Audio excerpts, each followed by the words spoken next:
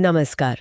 आज हम एक ऐसी जगह की बात कर रहे हैं जो सिर्फ भूगोल का हिस्सा नहीं बल्कि आस्था और रहस्य का भी एक बड़ा केंद्र है, कैलाश पर्वत। हाँ, कैलाश पर्वत।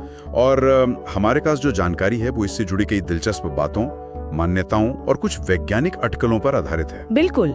तो आज हम इन्हीं स्रोतों के आधार पर कैलाश पर्वत को समझने की कोशिश करेंगे। ये क्यों इतना खास है, क्यों इसे लेकर इतने रहस्य हैं? सही बात है, ये सिर्फ एक पहाड़ नहीं है असल में। ये कई संस्कृतियों के लिए, कई धर्मों के लिए एक संगम जैसा है। तो शुरू करते हैं। हाँ जरूर। सबसे पहले तो इसका धार्मिक महत्व ही ले लीजिए। हम सब जानते हैं कि हिंदुओं के लिए ये भगवान शिव का घर है, पर ये सिर्फ यहीं तक सीमित नहीं है ना? नहीं, बिल्कुल नहीं। हिंदुओं के अलावा जैन धर्म के लिए भी ये बहुत पवित्र है। माना जाता है कि पहले तीर्थंकर ऋषभदेव, उनको यही निर्वाण मिला था। अच्छा। हाँ, और फिर बौद्ध धर्म के अनुयायी हैं, वो इसे ब्रह्मांड का केंद्र मतलब मेरू पर्वत जैसा मानते हैं। और तिब्बत का जो प्राचीन बोन धर्म है, बोनधन, हाँ, सुना है। हाँ, तो उनके अनुयायी मानते हैं कि उनके संस्थापक तोम्पा शेनराब स्वर्ग से इसी पर्वत पर उतरे थे। तो आप देखिए, चार धर्मों की आस्था यहाँ जुड़ी है। कमाल है, इतनी गहरी आस्था। शायद इसीलिए इस सवाल और भी बड़ा हो जाता है कि कैलाश की चोटी पर आज तक कोई चढ़ क्यों नहीं पाया। ये बात थोड़ी अजीब लगती है। हाँ, ये कैलाश के सबसे बड़े रहस्यों में से एक है। मतलब कोशिशें तो हुई, कई पर्वतारोहियों ने ट्राई किया, पर कोई सफल नहीं हुआ। कोई भी नहीं। कोई नहीं। और जो लोग गए, जिन्होंने कोशिश की, उनके अनुभव बड़े ही कह सकते हैं अजीब रहे। स्रोत बताते हैं कि किसी को दिशा का भ्रम हो गया, रास्ता भटक गए। हाँ, या फिर अचानक तबीयत बहुत बिगड़ गई। कुछ ने तो ये भी बताया कि उन्हें लगा जैसे समय बहुत तेजी से भाग रहा हो, बाल और नाखून जल्दी बढ़ने लगे। सच में? ये तो बहुत ही अजीब है। बिल्कुल। और कई बार तो मौसम एकदम से खराब हो गया, तो धीरे धीरे विरोध भी हुआ, हादसे भी हुए, और फिर इस पर चढ़ाई की कोशिशों को रोक ही दिया गया। ये अनुभव तो थोड़े अलौकिक से लगते हैं, लेकिन क्या कोई वैज्ञानिक पहलू भी है कैलाश का? आपने एक्सिस मुंडी कहा था शुरू में। हाँ, एक्सिस मुंडी या विश्व की धुरी। कुछ वैज्ञानिक और शोधकर्ता मानते हैं कि ये वो बिंदु है जहां धरती और आकाश मिलते हैं, या जहां से कोई कॉस्मिक एनर्जी बहती है। ऊर्जा?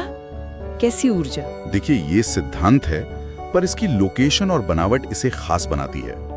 ये देखने में एक विशाल प्राकृतिक पिरामिड जैसा है, और इसके जो 4 फलक हैं वो लगभग सटीक रूप से चारों दिशाओं की तरफ हैं, उत्तर, दक्षिण, पूर्व, पश्चिम। एक प्राकृतिक पिरामिड, ये बनावट ही अपने आप में थोड़ी चौंकाने वाली है। हाँ, बिल्कुल। और इसी वजह से कुछ लोग ये अटकलें भी लगाते हैं कि क्या ये पूरी तरह से प्राकृतिक है। मतलब क्या ये मानव निर्मित हो सकता है? हाँ, कुछ सिद्धांत हैं जो कहते हैं कि शायद ये पूरी तरह प्राकृतिक ना हो। इसकी वो पिरामिड जैसी बनावट, कुछ पौराणिक कथाएं, इनके आधार पर कुछ लोग सोचते हैं कि शायद इसे किसी प्राचीन सभ्यता ने बनाया हो। पर यह ध्यान रखना जरूरी है कि ये सिर्फ थ्योरीज हैं, कोई ठोस भूवैज्ञानिक सबूत अभी तक नहीं है इसका। समझ गई। अच्छा, एक और बात मैंने सुनी है कि वहाँ कंपास ठीक से काम नहीं करते। हाँ, ये भी काफी सुनने में आता है। कहते हैं कि कैलाश पर्वत के आसपास के इलाके में मैग्नेटिक अनोमलीज हैं, मतलब असामान्य चुंबकीय क्षेत्र। अच्छा। हाँ, इसकी वजह से कंपास की सुई या तो घूमने लगती है या फिर गलत दिशा दिखाती है। ये चीज उस एक्सिस मुंडी या ऊर्जा केंद्र वाली बात को थोड़ा बल देती है, पर इसका भी सटीक वैज्ञानिक कारण अभी पता नहीं है। कमाल है, पर्वत, उसकी बनावट, ऊर्जा, और फिर वो झीलें भी तो है पास में।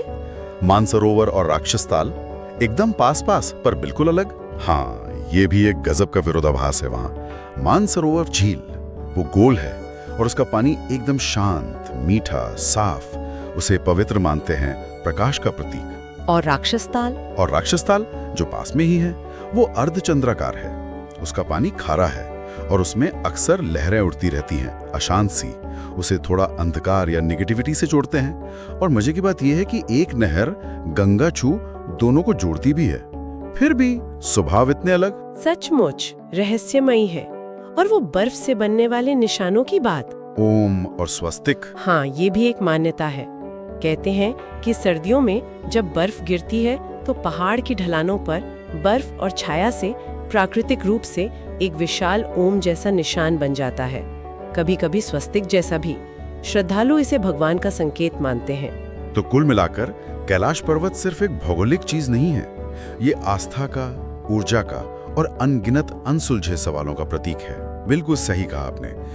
ये एक ऐसी जगह है जहां अध्यात्म और विज्ञान, या कहें कि वैज्ञानिक रहस्य, एक दूसरे से मिलते हुए लगते हैं और दोनों ही तरह के लोग इसके सच को जानना चाहते हैं। तो चलिए इस चर्चा को समेटते हुए श्रोताओं के लिए एक सवाल छोड़ जाते हैं। हाँ बिल्कुल, ये जो सारी मान्यताएं हैं, जो अनुभव लोगों ने बताए और जो वैज्ञानिक सिद्धांत है, इन सब के बीच कैलाश पर्वत के आसपास जो एक रहस्यमयी ऊर्जा महसूस होने की बात कही जाती है, वो चुंबकीय गड़बड़ियां, वो अजीब अनुभव, इनका असली स्रोत क्या हो सकता है?